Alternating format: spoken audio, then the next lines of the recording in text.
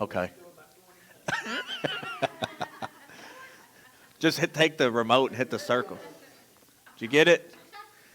All right.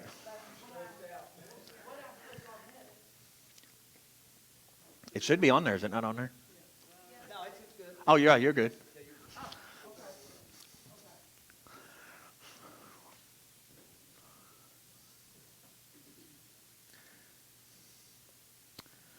Oh, man. I don't have no sound. Oh, do you? Oh, I see it. Okay. I turned it down to about 75. You was rocking. In age, evangelism is spelled Apologetics, apologetics, and I think you're going to be able to see why. By the end of this class, you'll be able to explain how apologetics is pre-evangelism to the culture. You'll also be able to identify dominant worldviews of the culture, and you'll describe apologetics in terms of obstacles to the gospel.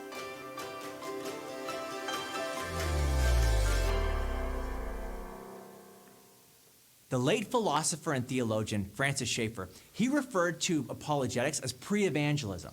This is the idea that God uses well-reasoned answers and arguments as a springboard to the gospel of Jesus Christ. Oxford theologian Alistair McGrath, he says this: apologetics lays the ground for the invitation, evangelism extends it. That's it exactly. Apologetics and evangelism work together. For example, for many people, it makes no sense to talk about the Son of God, who communicates the Word of God, who performs acts of God, and brings the salvation of God, unless there is a God. This is where apologetics is so valuable. Apologetics lays the ground, it builds the foundation for belief in God through arguments and evidence. This is pre-evangelism. Now, in addition, the culture is deeply saturated in at least three dominant philosophies: relativism, pluralism, and naturalism. This is the cultural water that we all live in. Relativism says, well, there is no truth. Pluralism says there's no religious truth. And naturalism says there's no supernatural truth. Do you see a problem in doing evangelism in this cultural climate? We are presenting absolute truth to a relativistic culture, exclusivist message to a pluralistic culture, and a supernatural view to a naturalistic culture. It is no surprise that Christians are confronted with questions like, how can Jesus be the only way? Or, hasn't science proven that miracles are impossible? Or, who are you to force your morality on me? These questions are born out of a secular worldview that we swim in. Apologetics responds to these questions at the worldview level. Now, these philosophies produce questions that become obstacles to the gospel. I call them gospicles. Now, everyone say gospel. Okay, the apologist's job is to help remove these gospicles, these obstacles to the faith. We answer questions, respond to challenges, refute bad philosophy in the hope that people, with the help of the Holy Spirit, will be more receptive to hearing and receiving the gospel.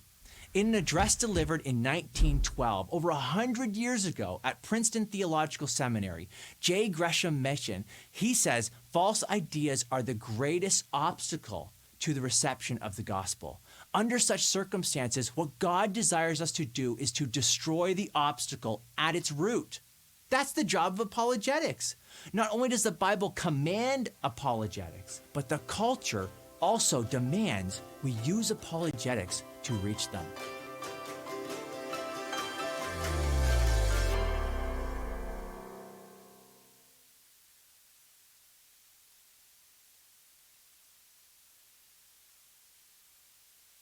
That was short, right? Yeah. Did anything stand out to anybody? Naturalism, pluralism. I thought that would get you. Relativism. Got an ism problem. Ism. All right. Well, I will try to help you. So, relativism, pluralism, and naturalism is basically like worldviews. So relativism would be like New Age, Hinduism, Buddhism. There's no truth but whatever you think is. Basically, whatever is relative to you is relative to you and should be everybody else. It don't matter about everybody else. There is no truth. The definition for relativism is the doctrine that knowledge, truth, and morality exist in relation to culture, society, and historical context. No absolute. So basically, the transgender movement would be relativism. It's whatever I say, and I don't care what you say, basically. Pluralism is the belief in two or more religious worldviews as being equally valid or acceptable. Have you ever heard somebody say there's multiple ways to heaven? There's multiple ways to God. Oprah was big about it. That's pluralism. There's multiple ways. There's not just one way. But we know what the Bible says. And even Christians think that there's multiple ways. Some. Naturalism is the belief that all that exists in the universe is physical material matter. So there's your atheists, your agnostics, your... can't think of another one. Basically, there is creation, but we don't know what started creation. But even some atheists are starting to believe that there is a big bang. They just won't say that God started it because they can't. It won't line up with what they believe, if that makes sense. So, you remember the one time I talked about apologetics and evangelism? We all know what evangelism is, right? Apologetics and evangelism is like part-time all-wheel drive. Evangelism is like your front wheels spinning. And say you're talking to somebody, you're evangelizing, you give them the gospel, whatever. If somebody's ever had a situation, I want to hear it. And say they're like, well, I don't know if God's real because all the suffering in the world and there's so much evil. I don't see how there could be a God, let alone a good God. Well, now your back wheels or your apologetics will start spinning. Now you got all four wheels rolling. Well, if we're free creatures, which we should be, right? A loving God would give you free choice. That would be an apologetic response to the question that the so-called unbeliever throws back at you. So it's being able to defend what you believe, but still evangelizing the gospel. Because the questions are out there. Granted, now the questions are a lot more deep, like with the trans stuff. And I mean, the abortion thing's still a hot topic. Creation is not as big of a topic, but they're still there. People got a lot of questions.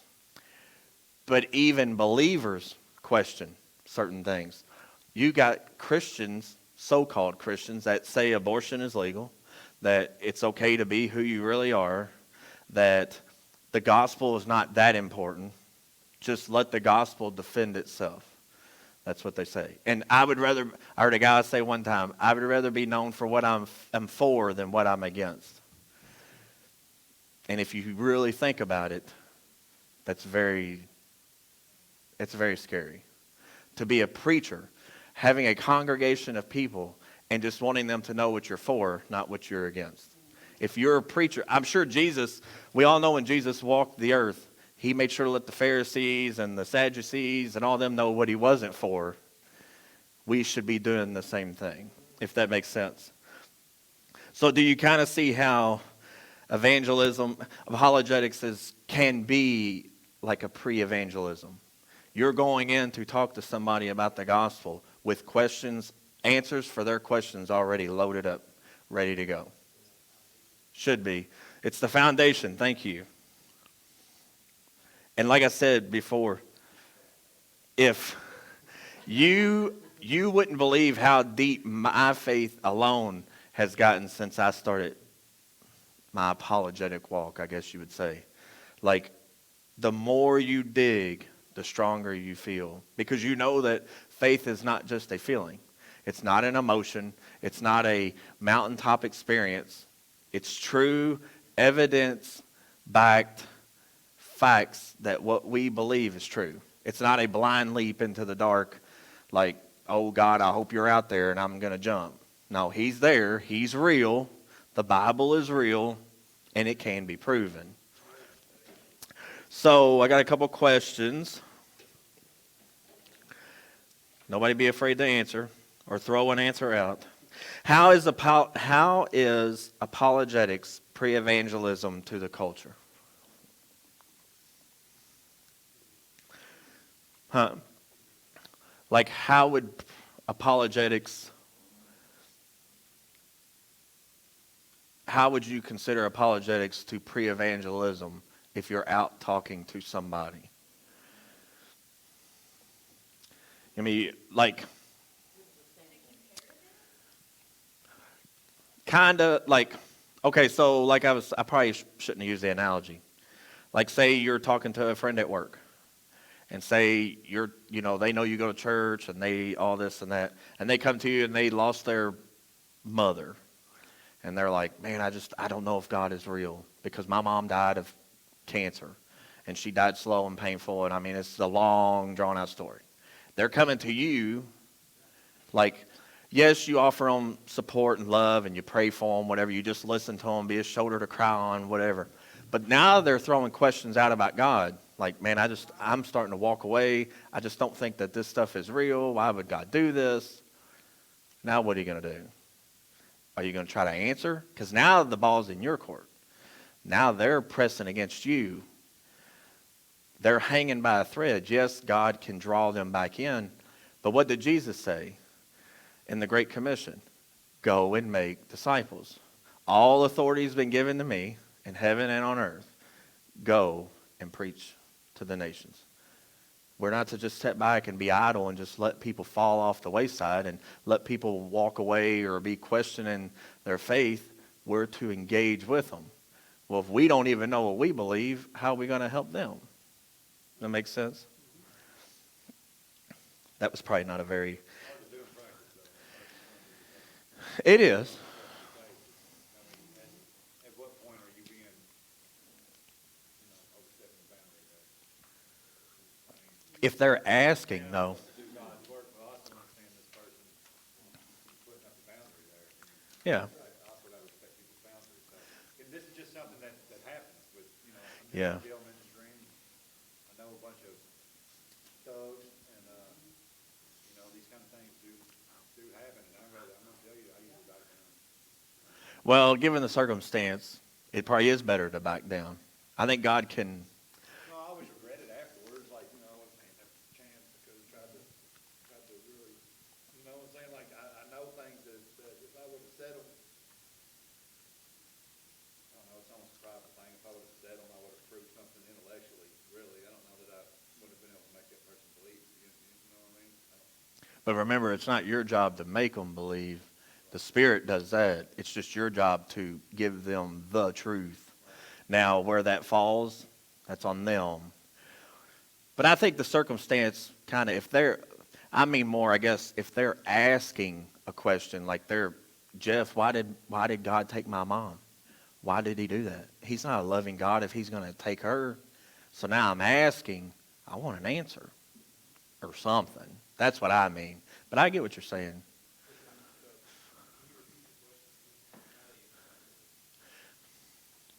How is apologetics pre-evangelism in the culture?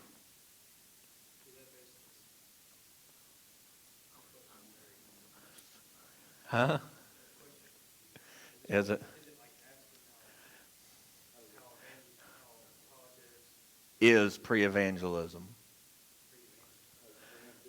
Like before you're going to speak to somebody.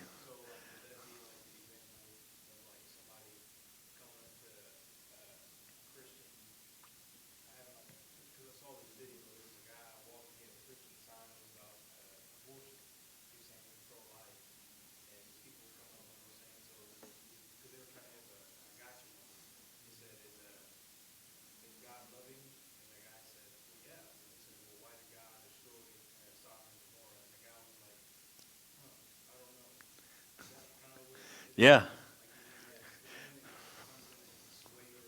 Yep. Remember what we talked about last time? I know it was 3 weeks ago. the mind. It's all about listening to the words because it's a word game. I'm telling you, that is 90% of people out there. It's all in how it's worded. Like what he said. But here's like the thing. No, I'm thinking of a different one. A guy was holding a sign up that said something about abortion with a big X to it, and he said something about, is the Bible a pro-life book? And the guy was like, well, yeah. And he was like, then what about the flood? Why did God kill all these? I'm sure there was pregnant women in the flood, and why did he kill all them? Well, did you notice, isn't the Bible a pro-life book? Well, define pro-life. What do you mean by pro-life? It's always asking questions. Always listening and asking, well, what do you mean by that? Well, what do you mean by that? Because that's like a loaded question. Like what you said. It's a loaded question to make that person look like an idiot. Now that person will walk away and be like, man, he was right. Mm-hmm. Not saying that your faith would be swayed, but it could. And remember, that was videoed. So now how many millions of people see that? How many people were around and heard it? And then just say one of those people was like, man, this ain't real. That guy couldn't even answer. That was an idiot. Not literally, but you know what I'm saying? Like, it can be challenging and it can be hard. But if you just listen, you'd be surprised at how easy it is to pick up things in a conversation just by what somebody says. It is so simple. I get these questions off of this thing, so I probably should redo them, but sometimes they can be a little hard.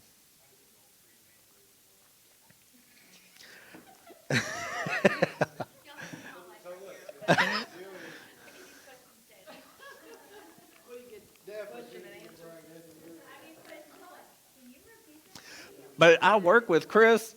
I throw stuff at him all the time. Here's a good one. What is the biggest objection to Christianity you've encountered or you hear from non-believers?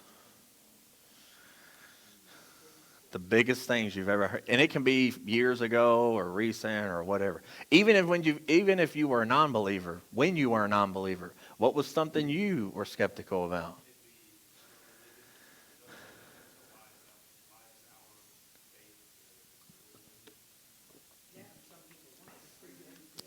Do you have an answer for that now? What is it?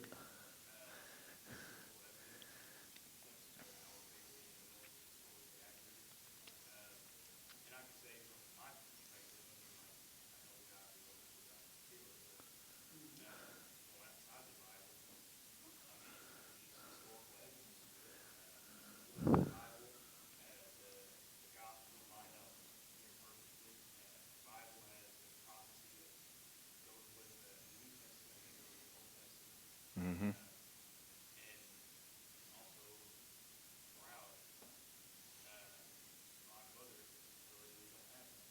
Right. That's good. Nah, he's just.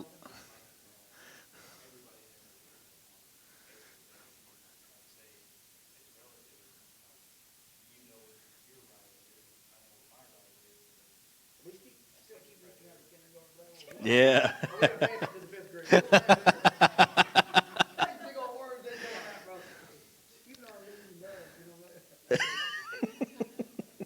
We'll throw a thou and thy in there.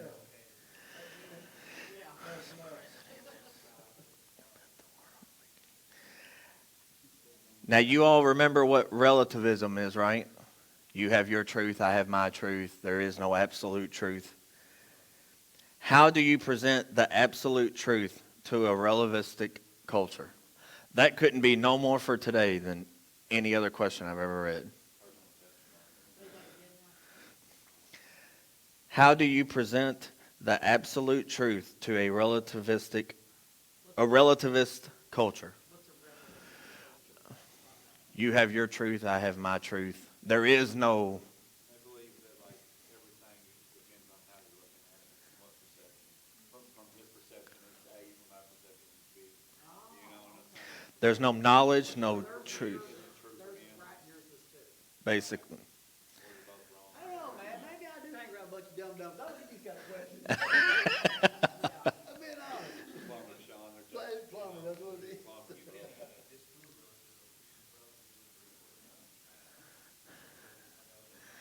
Look at somebody that's a sex predator, well, what's right for them is they can have sex with 3-year-old, 4-year-old children. Well, we all know that's wrong, Right, and it just completely destroys relativism, because now they're right because they're relative, or what their relative truth is, right? Well, that's not how it works. right, It's like if you go to a court of law, you're gonna say, well, I thought it was okay to kill that dude. The judge is gonna look at you and be like, come on now, you're going to prison. yeah. Just like, This is exactly why we have the Bible though, because no matter what I think is right, and no matter what you think is right, those are both completely irrelevant. Because it's what's written right here. Yeah. We have the word of God left right here for us to see. And this Yep. is our answer. now, what you said is 100% accurate. It all comes back to this. This is our final authority. That is God on earth right here. Now, a lot of people won't believe that, but that's not our problem to prove it to them. But we, like Chris was talking about with morality, Romans says that the moral laws are written on their hearts. Yeah. Talking more of the Gentiles. They know that what they're doing is wrong. You can't get around the problem of morality. You can't get around it. We're living in a world of 80% sociopaths right now. Yeah. Saying that have been conditioned that way since they were 3 years old by society, by media, by school, by everything. They've been conditioned to just not, Yes. you know, it's whatever the masses say is okay. So, hey, well, whatever group you're walking around with tonight, whatever the level of their morality is where you're leveled at. And we've been conditioned that way. Yeah. You know. And what do we talk about all the time? The church has been so silent, scared to death to speak up. And then the ones that do are labeled and everybody hates them. And, oh, you're just a homophobe or you're just a transphobe. And it's like, no, I value what truth is. I have small children. They need to know what's real, not your Candyland merry-go-round. Like, yeah, this is real life, but to them it's not. It's all just a big game. It's basically going back to the garden. If you do this, you'll be like gods. That's basically what these people think. They think that they're gods. They're their own God. I don't need to listen to what your God says. Well, unfortunately, one day you will, and you'll bow a knee to him. That's what the Bible says. So, but, you know, Well, churches don't touch that stuff. no, Transgender, and that go far in between, like Ronnie does. But scared to touch it. people hardly ever. They just stay in the Bible. They don't talk about it against anything. And here's the thing I think they got to remember. We do love them, Right. but here's where people miss it. If you don't agree with me, then you hate me. That's where I think they miss it. But it's like, you know, me and Chris was talking today. Look, if you want to be identified as a cat, or you want to be gay, or be a boy, girl, whatever, then do that. That's fine with me. It don't bother me. I'll still love you. I'll pray for you. But when you tell me I have to identify you as the opposite gender, or then you tell me that my children need to understand that, now it becomes a problem. And that's what they don't like. But there's a guy, his name's Matt Walsh. He made a video about it. He said they started it. Now they're mad that we are pressing against it. If you notice, now they're getting upset because now we're fighting back, and they don't like that. So, I was in jail with a transgender, 6'4", big black man with that red. Indiana was his name. I don't know where he's going. But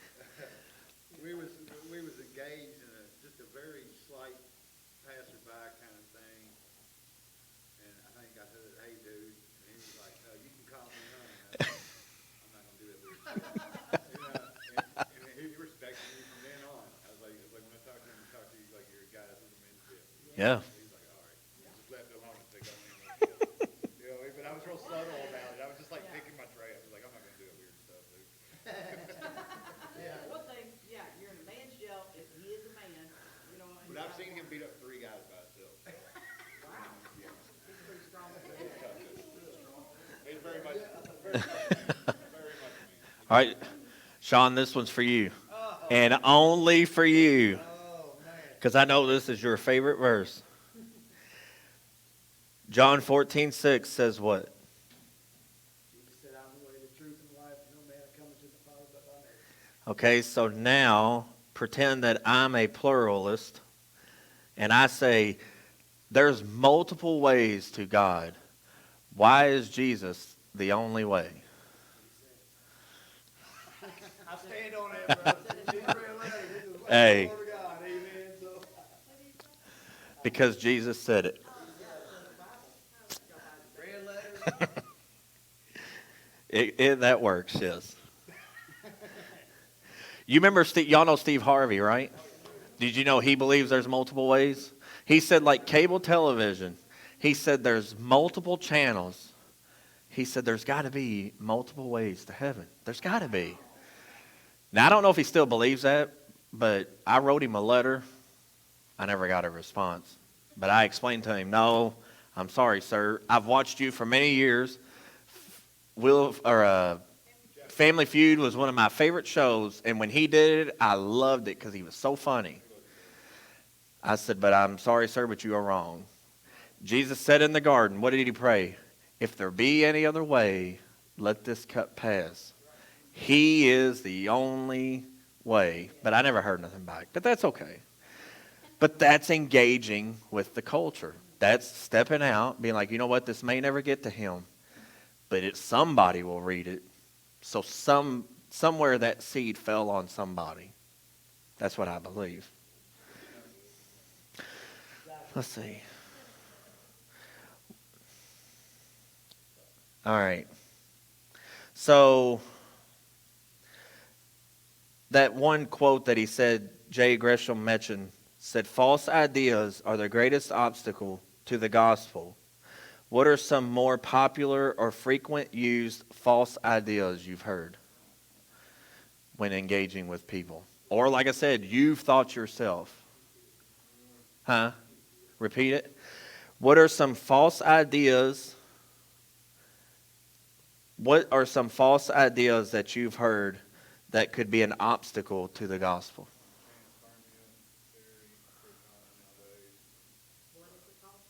Transforming theory, the theory that Earth, that humanity is a much larger civilization than just what's on Earth, and that this is just one of many planets, and they've seeded it, you know what I'm saying, with humanity. Kind of like a multiverse. Years ago.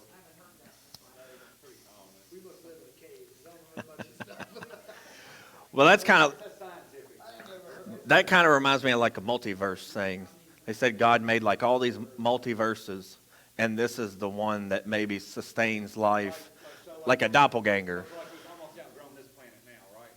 And if we're truly a millions of year old species, which evolution kind of suggests, but I don't get into it all anymore, then we probably outgrew some other planet a long time ago and came here from there and are going to go somewhere else, and they're out there going lots of places. But to the common person at our level that's not enlightened to what the governments are doing and the elites of the world, we would never know about it yet. We just have our jobs to do. That's a good one.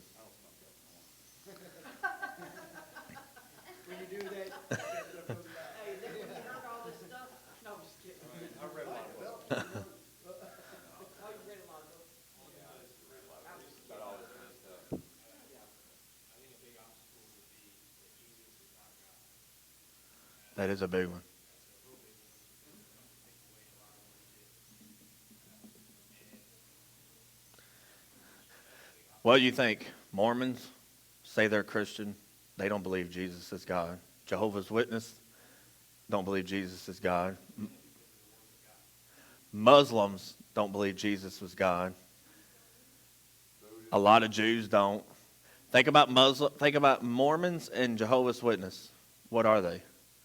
They're cults that are controlled by one man Where how many eyewitnesses do we have? 1 Corinthians said we had over 514 witnesses witness the resurrected Jesus. Mormons are based on Joseph Smith. Jehovah's Witnesses are based, I can't even remember the dude's name. They're one man twisted the scriptures around and made their own book, and now will say, well, this Jesus is not God and all this other stuff, but it's one man that twisted around. Scientology, that's a big one. Really big one. Try to make understanding of this because there's a family member of mine, she is, Okay. and so we went and fellowship with them down over the East Coast. They believe, she believes in Jesus, right? They'll believe in him, just not that he's God. No, okay. They think that he's a created being. And you want me to give you something? I'll give you something really fast. This is their translation, okay? It's called they got their own Bible. It's called the, dang it. Oh, where's it at? Me and Chris talk about that a lot. Oh, man. I can't find it now. It's called the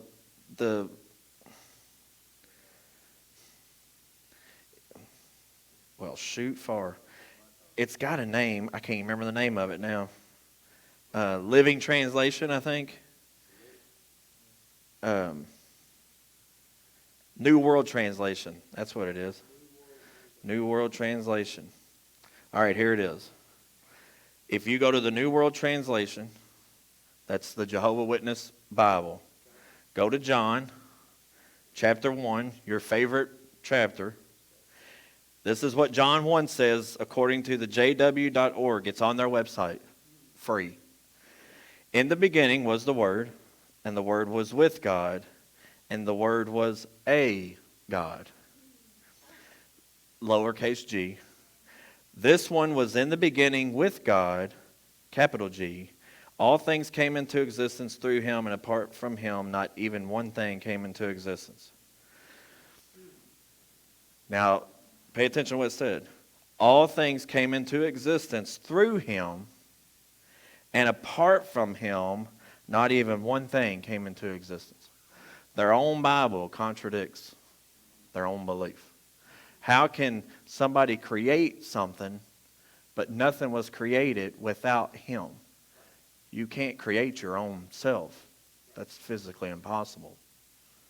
So their own Bible contradicts their own beliefs. So I'm not going to do this tonight, but I would encourage you to read, if you want to write it down, Matthew 22, 23 through 38. And then Acts 23, verse 8.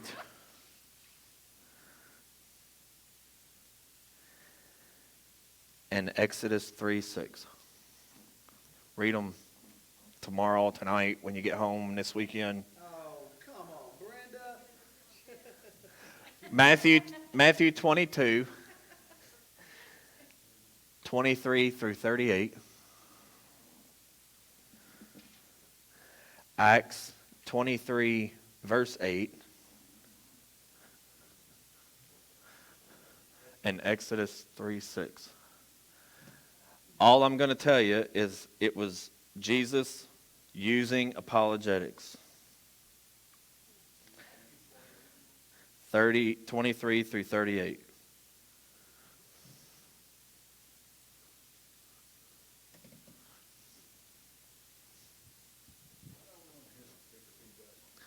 Huh? All right. So that's all I got for tonight. Huh? Oh, no, you're fine. Has apologetics ever affected anybody's life would they want to share?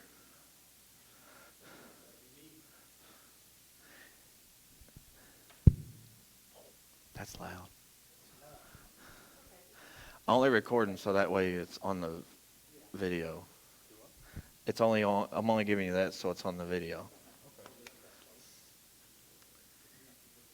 So, apologetics has a. Can y'all hear me? Okay. Apologetics is something that's kind of got me into my faith, and I kind of want to start off the beginning. Very beginning, very beginning for me because I'm only 20. I guess you could say when I was around 15 and back, never really had a purpose, never really had God. Never really wanted to do anything with God, never really even thought about it. And then when I was around 15, 16 years old, my great-grandmother passed away, and I was very close to her. When she passed away, it kind of made me realize, like, even though I'm young, life ends. And there's got to be something, but I don't know what it is, so I need to find purpose in something else. So what I did was, because I was getting to the age to where I needed to work, I got a job, and I was all about money. I just wanted money. That's all I wanted. I wanted to have a nice family. I wanted to have a nice start on life. So start worrying about money. I'm working my tail off, working at Kroger nonstop, trying to get overtime. And after a little while, it was around like 19, ended up getting a really good job, got really lucky.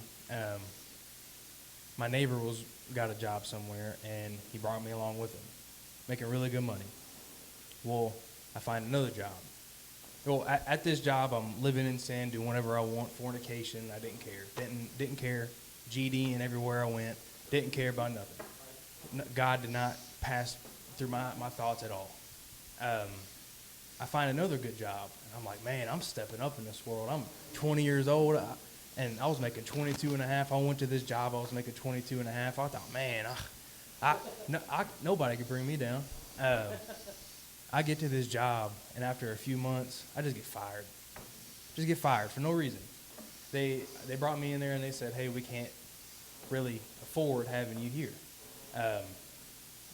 Basically, they were cutting me because of cost. And that was fine.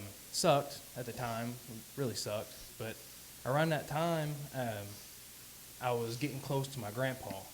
My grandpa was about 3 minutes away from my work, and on my lunch, I would go to his house, and we would talk.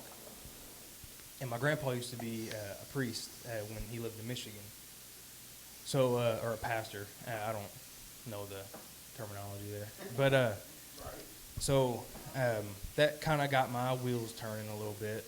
Again, never had God in my life. Just decided that maybe this would be nice, get in touch with my grandpa. Well, I get fired. I go on a week vacation that I already had planned after I already had an interview at the job that I'm at currently. And my dad was telling me, because my dad works there, he set this interview up for me, that the people there are very, very religious. Meaning my boss, his name's Billy, he is big into his faith, and there's a few guys in the shop big into their faith. At this time, I didn't know Jeremy. So my first day in, I wait 4 hours for my boss to show up. I'm sitting in the waiting room, or in the lunchroom, and he shows up, puts me with Jeremy, and didn't know this at the time, but he really didn't like training somebody. So he was my trainer. And again, at this time, I'm so freaked out by my work, people there were religious. So as this goes on, I can't remember if it was the same day or a few days after, I get told by somebody that Jeremy is a pastor. And so after a little bit, I asked him just straight up, I said, Jeremy, are you a pastor? And he said, well, what'd you say? I said, no, I'm not a pastor, but I just like to talk a lot. And from there on out, it was just kind of like I was already kind of there, wanting to seek a purpose, because when my grandmother passed away, I knew there was something after life, but I didn't know God was the way. Just thought it was another one of them phony religions.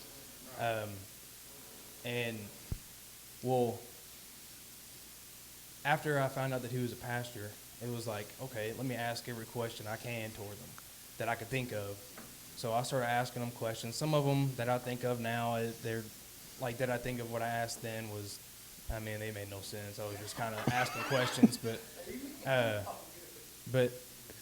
it kind of, as he uses the analogy, we're on a beach and there's water. It got my toes in the water. My toes were coming off the sand. I was in the water now. And the more questions I asked, the further I got in my faith, and it put this fire in me that I just wanted to research the stuff on my own and try to answer these questions on my own. And then after about 3 weeks, no intentions of still trying to get close to God. I was just kind of trying to ask him questions, maybe a little bit trying to get close to God. He says, hey, why don't you come to my church? So I put it off in my head. I was like, I really respect this guy. Let me come to church.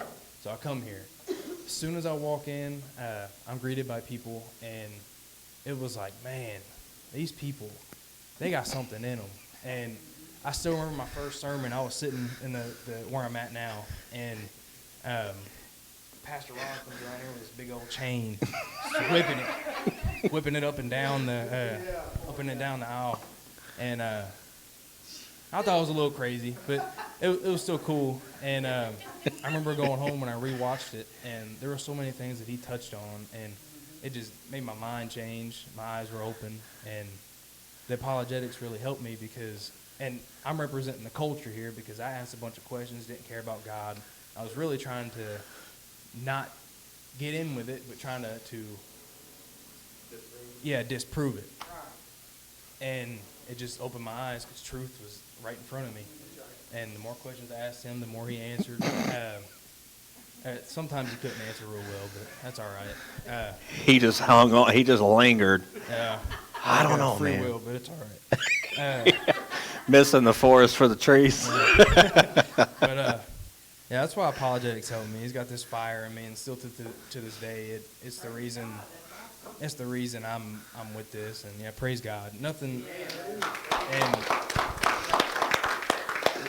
what stemmed from this, and God used him to get me to God, to get me to Him. Well, now God's using me, and it's so cool to see my family now. I come here, I'm by myself. My first day. 2 weeks later, my mother comes. A week later, my brother comes. A week later, my brother and his whole family comes. From there on out, my cousin goes. That he came here a few weeks ago. Wasn't his fit, but that's all right. He's still going to church. My family up in Michigan, they're getting close to God. And I don't want to praise me at all. It's all God. It's all God using me. And it's so cool that God's using me to be like this thing for my family. And now they're coming close to Him. And apologetics has opened my life completely. Like, it's opened my eyes completely. And I don't know about what you just said, Walter. It's a key point. I said a lot. You said it opened my mind. Yeah. That Big. is where people miss it. You gotta have an open mind to make understanding. Yeah. And who He is, right? Yeah. If you can't have that mind open, this will never change. Yeah. That's the one for you start coming either, your family wouldn't have, so think about that, Yeah. what you're doing, Yeah. There was, like I was telling Jessica earlier, I had no God in my life growing up. The occasional prayer on Easter or Christmas, and that was it. And at the time, I would just lay my head, or I would bow my head, but not because I wanted to, but because my brother or somebody was there. And after we got done, I thought it was goofy. But now I know the strength. Now I know the power and strength in prayer. And That's right. but yeah, that's really my testimony. And praise God. That's all I can say. Thank you for sharing. Yeah, for sharing. No problem. You can shut it off.